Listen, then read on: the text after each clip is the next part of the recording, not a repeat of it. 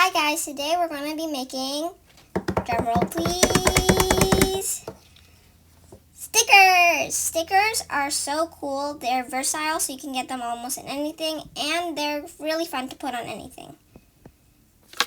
The supplies we'll be needing are some printer paper, some packaging tape, some nice scissors, and some clear adhesive. This is the matte one, and it's basically just shelf liner.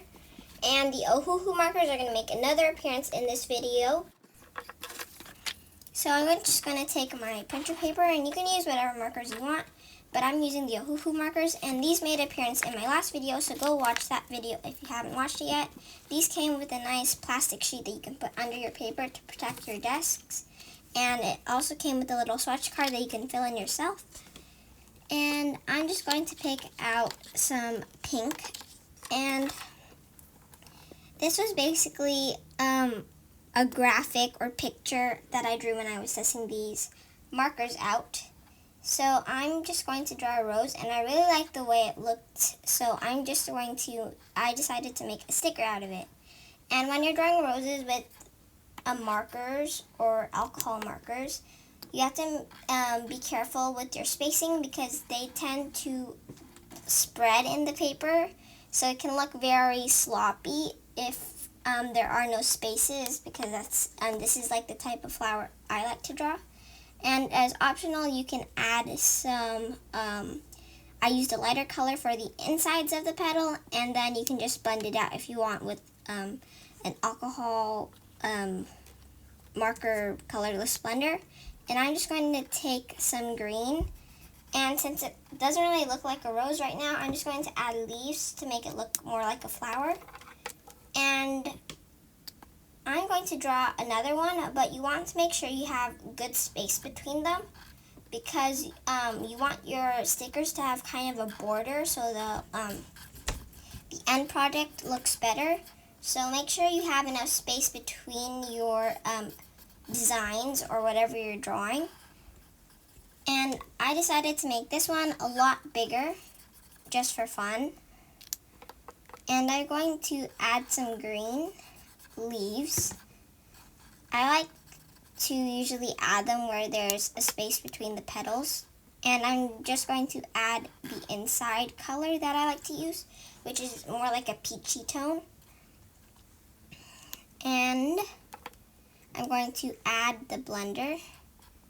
And I'm going to try doing it from the inside out. I think I seem to like how that one looks better than just going whichever way. And then I'm going to just, usually the colors look more solid if you add a layer on top. So I'm just going to go ahead and do that with this one, just to see, because I haven't really used alcohol markers before. So I'm still kind of trying to see what it looks like. It does look a lot darker because alcohol markers are known for being able to layer them. And now I'm just going to keep the color blender on my desk, but I'm going to look for a different color. So I came up with these. They're like different variations of purple. And I'm just going to draw something here. And this was another picture that was in my last video. You all know the regular rainbow, but I kind of decided to go with something different. And I only used 3 colors, and I didn't put them in like an original order, like red, maybe yellow, and then blue. I kind of stayed with one color family and then went like that. And the different rings aren't really touching. And sometimes what I think is easier is to start from the outside, and then from the inside you basically follow the shape. And then it tends to be more easier to draw the rainbow, but you could probably go the other way around, starting with the smallest one and then going to the outside one. And then it looks a bit plain, so sometimes I like to add some other colors, like a darker color or a lighter color, just as like some polka dots on one of one of the rings, I guess you would, or arches. And I'm going to draw another one, but a smaller version, because sometimes it's just easier to use a smaller sticker, and I already have two pretty big ones that I've drawn, and I'm just going to go ahead and do the smaller one. And it kind of does look patchy sometimes, because when you layer alcohol markers, you can get a wider variety of colors, because it can look darker the more you layer it, or the lighter the less you layer it. So sometimes if you add an extra layer, it just helps it look more solid. And then this time I'm going to add pink polka dots, and it tends to have a more softer feel than the bigger one because we used the darker blue. Now I'm just going to switch out those colors with, let's see, maybe I could do some blues. And this swatch card is really, really handy because it does tell you what colors you're using, what it looks like. And I think the Ohuhu markers are great. So I'm just going to draw another rainbow with 3 colors, but a different color group, I guess. And good thing about drawing something like this is you can kind of fix it if it does look weird. You can like even it out a bit. And I'm going to add the other arch on the inside.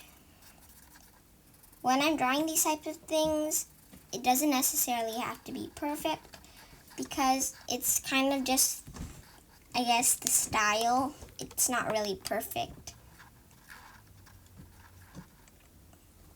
And then I'm going to add lighter dots because I think I like the way it looks better when it's softer. And then I'm going to add some dots, so 2 different colors of dots. I think that one looks pretty good. And then I'm going to pull out pink and black. You've seen those panda squishies, right? Like the ones that are like panda buns and then they have the little bow thing. I think it'd be cute other than just drawing rainbows and roses. Try something because I haven't necessarily drawn something like this. And I've seen like the ones with the bows, and those look super cute. So I'm just going to add the bow features, and then it's kind of like a circle, but circles are kind of hard to draw, so I'm just finding something circular, and I'm trying to use it as a stencil. So, oops, that's very I don't know, because you're going to have the border on the sticker, so I might just not make a sticker out of that one. Now I'm going to use 3 different pinks, and I think I might as well, once I have purple blue, I might as well go with a pink rainbow. So I always tend to go with the darkest color on the outside, and for the purple one I decided to go with the pink, the magenta-ish color on the inside, because the most outer arch looks like a bluish, at least a cool purple. So the middle arch looks like a lighter, cooler purple. So it's just easier to transition, I guess. And for the pink rose, the outside is very like neon, and then it goes to like a red, and then it just went to a soft pink. And then I decided to take out a purple and then just draw another rose, so we don't have all rainbows. I think purple roses are pretty cool. I mean, I haven't really seen a purple rose before, but this rose looks more enclosed, like more closed together than my other 2 roses. They seem more like open-ish kind of. And then I always add, I guess, 2 leaves with my flower. I don't know. But I'm just going to draw another flower in this remaining space, and I'm going to use the turquoise we used from the blue rainbow. And these 2 roses are going to be particularly small, and for all the roses I used the same green except this teal one because I think this more greener bluish would look better with the blue. And now the next step is to just cut these out, and you want to leave a good border around them because it's very vital when you're making your stickers, because it is a bit harder with homemade stickers to not have a border when you're making them, because especially when you have really complicated designs. Mine's are pretty simple, but if you're like drawing a person or a star, it might be a bit hard to cut around those sharp angles. So I've cut all of these stickers, and I'm just going to take this contact mat and I'm going to see how big I need it. And it's super helpful because it has like the little lines, the grid, and the measurements. So I can just put it on top of the stickers and then see what size would probably work best. I'm just going to mark these the size with a pencil, and I've cut it. So I'm back, I've cut it, and I just tape them down with just regular tape, and I'm going to spread them out, give them a lot of space. And I realize this is probably bigger, but at least we won't have to worry about stickers getting cramped up. And you're just going to take your packaging tape and try to find the edge without breaking it, because packaging tape is usually pretty brittle. And you're just going to make sure you have a good border with the packaging tape. And you're just going to kind of cut it. It's a bit hard to use the cutter they have with the packaging tape, so be sure to cut it before you actually put it down, because then you can see which angle works best, and try to get out all the air bubbles you can, because once you put the tape down, it is pretty hard to get it back off. And for the larger things, you can use two pieces of tape, because you might not be able to cover them all. And just make sure that they overlap a little bit so you have a good seal around them. And yeah, so just measure, kind of like hold it out, hold your tape out first, and then cut it, and then put it on. And you might want to take some time before you actually put it down, because it can be pretty hard. And this is just the easiest way, I guess. You could always put the tape upside down and then stick your drawing onto that and then put it on, but that might be a little bit hard. It's easier to put the tape down once it's already held down by another piece of tape for the bigger ones. And I think that just seems easier.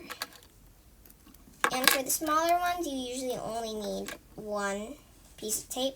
But for the pink one, I found that it would be better if I used two, probably. So I'm just going to reposition these and put them down. Mine's, even my small rose ones, which look pretty small on camera, they are actually bigger. Like, they're probably a lot bigger. They're probably the size of my palm. So you know how big those rainbows are. But if you had really small stickers, you could probably use one piece of tape and then cut it up, more like the stickers I showed in the beginning of the video.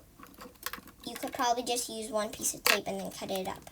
But mine's were pretty big, so you might want to go a different way, like the way I did if you're using bigger stickers, I guess. And this part is pretty straightforward, but I thought it'd be cool to see how much you should leave for the if you're trying it yourself. You might want to see how much space you should give before you actually try it, because you don't want to have too small space between your sticker and another sticker. You might, if you think that one size is good, you might want to add another half a centimeter or centimeter, just to be safe on the length and the width. And I'm already done with all of them. I just need to do the last rainbow. So, got my tape. Think that one is going to need 2. And we got it. And now I'm just going to take off the tape that I put. And I'm just going to start cutting, and make sure to leave an even bigger border at the best. But if you want smaller stickers, I mean, you don't have to cut them as close to the sticker itself as I did. You could probably make it more vague and then just cut a circle around like a star or something. But I decided that I wanted these types of stickers, but you can always do whatever you want. So I'll meet you back once I'm done cutting everything. So these are what my stickers look like. And just to show you what it's like to use one of these stickers, I'm just going to take, it's like a notebook I have, and I'm just going to put the sticker on here. And you just have to peel the backing paper off and throw that away. And then all you have to do is stick it down, and make sure to use your thumb to press out any air bubbles that might be there so it sticks the best. And that is what our stickers look like, and I hope you had as much fun making them as I did. So, thanks.